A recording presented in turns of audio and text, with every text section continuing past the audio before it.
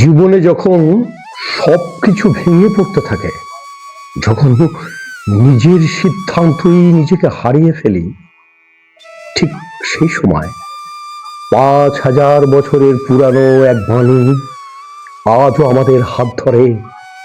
সেই বাণী হলো শ্রীমদ্ ভাগবত গীতা।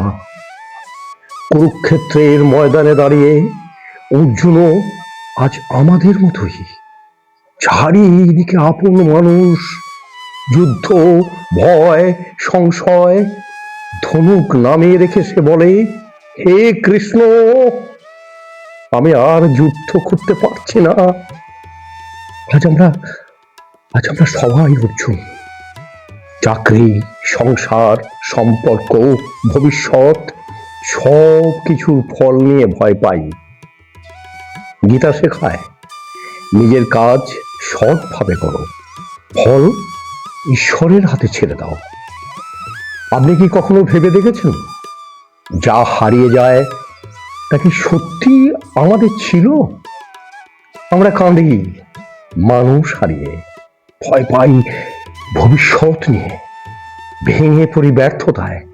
কিন্তু এই সব কষ্টের মাঝেই গীতা বলে এক আশ্চর্য সত্য, ন জায়তে ম্রিয়তে বা কদাচিৎ নায়ং ভূত্তা ভবিতা বা ন ভূয়।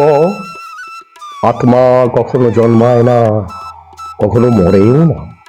শরীর বদলায়, কিন্তু আত্মা চিরন্তন। তাহলে আমরা কিসের ভয় পাই? মানুষ চলে গেলে, সময় বদলে গেলে? গীতা বলে, যা সত্যি তা কখনো হারায় না।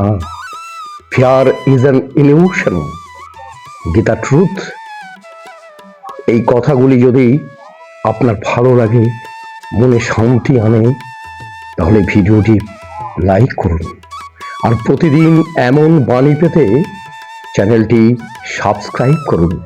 না, আপনি একা নন, আপনি দুর্বল নন, আপনি শুধু শরীর নন, আপনি আত্মা। যেদিন এটা বুঝবেন, দেখবেন সেদিন আর ভয় নয়, শুধু বিশ্বাস থাকবে। শ্রীকৃষ্ণ আপনাকে পথ দেখান। Thank you for watching.